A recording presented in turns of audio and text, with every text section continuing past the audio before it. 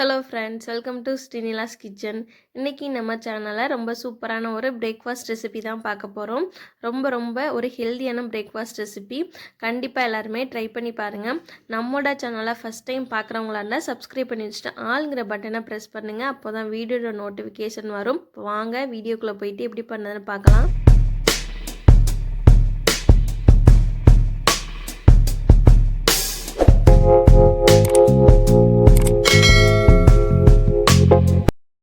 இது செய்கிறதுக்கு பார்த்திங்கன்னா ஃபஸ்ட்டு மெஷரிங் கப்பில் அரை கப் அளவுக்கு நார்மல் சாப்பாட்டு அரிசியும் அரை கப் அளவுக்கு கொண்டக்கடலையும் ஊற வச்சுருக்கேன்.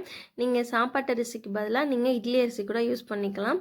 ஊறின பிறகு பார்த்திங்கன்னா நல்ல ஒரு 6லேருந்து 7 மணி நேரம் ஊறினதுக்கு அப்புறம் இதை ஒரு மிக்ஸி ஜாரில் மாற்றிட்டு நம்ம அரைச்சி எடுத்துக்கலாம். இதை நம்ம புளிக்க வச்சாலாம் செய்ய போகிறது கிடையாது. நம்ம டேரெக்டாகவே நம்ம தோசையாக ஊற்றிடலாம். ஆனால் குறைஞ்சது 6லேருந்து 7 மணி நேரம் இது கண்டிப்பாக ஊறி இருக்கணும். அப்போ தான் அரைக்கிறதுக்கு நல்லாயிருக்கும், தோசையுமே நல்லா வரும். இது கூடவே ஒரு 6-7 பூண்டு பழம், 2 துண்டு பார்த்திங்கன்னா இஞ்சி சேர்த்துருக்கேன். பச்சை மிளகா சேர்த்துருக்கணும் ஃபஸ்ட்டே, நான் மறந்துட்டேன். அதனால் இடையில சேர்த்து அரைச்சிக்கிறேன். பச்சை மிளகாவும் சேர்த்துட்டு நல்லா எல்லா மாவையுமே அரைச்சி எடுத்துக்கோங்க.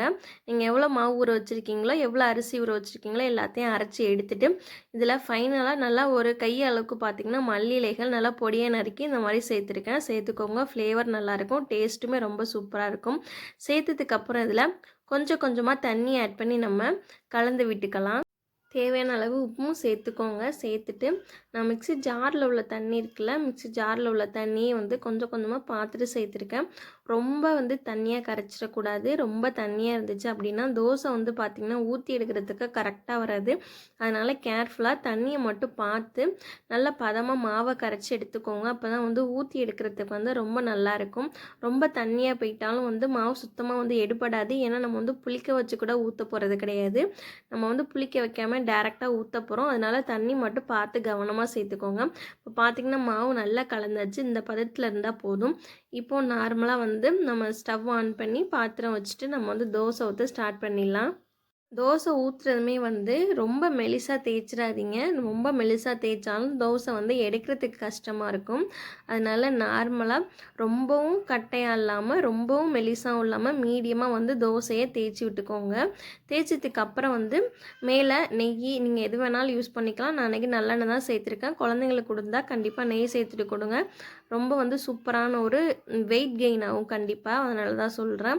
நல்லா வெந்ததுக்கப்புறம் இன்னொரு பக்கெட்டு நம்ம திருப்பி போட்டுக்கலாம். இப்போ பார்த்தாலே தெரியும் நல்லா ஒரு பக்கெட்டு வெந்து வந்துருச்சு. இதை இன்னொரு பக்கெட்டு நம்ம திருப்பி விட்டுக்கலாம். வேகிறதுக்கெல்லாம் ரொம்பலாம் டைம் எடுக்காது. நம்ம மீடியம் ஃப்ளேமில் வச்சு நார்மல் தோசை மாதிரியே நம்ம ஊற்றி எடுத்துடலாம். இப்போ 2 பக்கெட்டுமே நல்லா சூப்பராக வெந்துருச்சு. ரொம்ப டேஸ்ட்டாகவும் இருக்கும், ரொம்ப ஹெல்தியானதும் கூட. இதுக்கு நார்மலாக நம்ம சாப்பிட்ற தக்காளி சட்னி இந்த மாதிரிலாம் வச்சு சாப்பிட்டிங்கன்னா ரொம்ப ஒரு சூப்பராக இருக்கும். அடுத்து இதே மாதிரி நீங்கள் மாவு எல்லாத்தையுமே ஊற்றி எடுத்துக்கோங்க. நான் சொல்கிறது தான், ரொம்ப மெலிசாக தேய்க்காமல் இந்த மாதிரி ஊற்றி எடுத்தால் தான் கண்டிப்பாக தோசை எடுக்கிறதுக்கு வரும். அதனால் இந்த மாதிரி ஊற்றி எடுத்துக்கோங்க. இதை நீங்கள் டின்னராக சாப்பிட்ணுன்னு நினச்சிங்க அப்படின்னா காலையிலே ஊற வச்சுருங்க. ஊறுறதுக்கு நல்லாயிருக்கும். இல்லை பிரேக்ஃபாஸ்ட்டாக எடுத்துக்கிட்டிங்க அப்படின்னா நைட்டு ஊற வச்சுருங்க. பிரேக்ஃபாஸ்ட்டாக எடுத்துக்கிறது ரொம்ப நல்லது, ரொம்ப ஹெல்தி. அதனால் கண்டிப்பாக அதை ட்ரை பண்ணி பாருங்கள். அப்புறம் இந்த வீடியோ உங்கள் எல்லாருக்கும் பிடிச்சிருக்குன்னு நினைக்கிறேன். பிடிச்சிருக்குன்னு நினச்சிங்கன்னா ஒரு லைக் பண்ணுங்கள். உங்கள் ஃப்ரெண்ட்ஸ் அண்ட் ஃபேமிலிக்கு ஷேர் பண்ணுங்கள். இது வரைக்கும் நீங்கள் நம்மளோட சேனலை சப்ஸ்கிரைப் பண்ணல அப்படின்னா மறக்காமல் சப்ஸ்கிரைப் பண்ணி வச்சுட்டு ஆளுங்கிற பட்டனை ப்ரெஸ் பண்ணுங்கள். அப்போ தான் வீடியோட நோட்டிஃபிகேஷன் உடனே வரும். இந்த வீடியோ ஃபுல்லாக பார்த்து எல்லாருக்கும் ரொம்பவே நன்றி. தேங்க்ஸ் ஃபார் வாட்சிங்.